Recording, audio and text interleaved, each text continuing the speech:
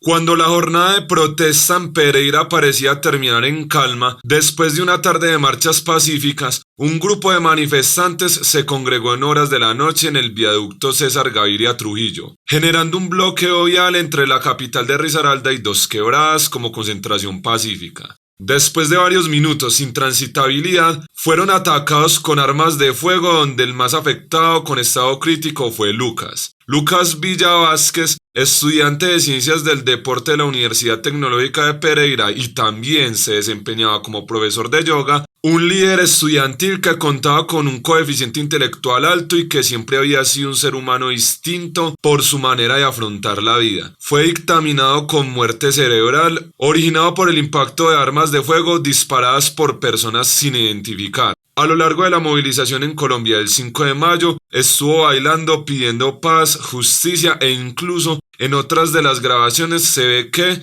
como marchante pacífico, Lucas sostenía una relación respetuosa con las autoridades y que saludó el mismo día de su atentado al ESMAD, que estuvieron escoltando las marchas. Asimismo, Lucas compartía con las personas y haciendo pedagogía en los buses, cantándole a los ciudadanos de la ciudad las razones para salir a marchar e incluso saliendo con una sonrisa en su rostro, mientras caminaba junto con otros marchantes, algo que lo hizo resaltar entre la multitud que se manifestó pacíficamente. Según las personas que se encontraban en el viaducto César Gaviria Trujillo de la ciudad de Pereira, mostraron por medio de videos que se difundieron en redes sociales cómo los manifestantes se encontraban de una manera tranquila y pacífica. Posteriormente suenan más de 9 disparos de arma de fuego, las personas se acercaron y habían encontrado el cuerpo de Lucas, persona que fue herida. Según información allegada por Israel Londoño, secretario de gobierno de Risaralda, los hechos iniciaron cuando un vehículo que pasó por la zona abrió fuego contra los jóvenes que se encontraban en la zona del viaducto. Lucas Villa recibió 8 impactos de bala, uno de ellos lo impactó en el cráneo causándole graves daños neurológicos. Hasta ese momento se encontraba en grave estado de salud y fue dictaminado con muerte cerebral. Este acto de sangre habría sido cometido la noche de este miércoles 5 de mayo. Sobre la muerte de Lucas Villa, se desconocen las personas que accionaron las armas de fuego. Lucas no estaba rompiendo vidrios, no estaba quemando estructuras, no estaba tirando piedras. Lucas bailaba y se subía a los buses a darle pedagogía a la gente sobre la situación del país, protestando por un mejor país colombiano, que solo irradiaba vida y buena energía. En redes sociales lamentaron su situación y recordaron su lado más humano y amable, con el que había animado activamente las protestas. Estudiantes, activistas, periodistas y políticos reprodujeron las imágenes con las que sus compañeros lo recordaban. Un joven que bailaba mientras clamaba por un mejor país.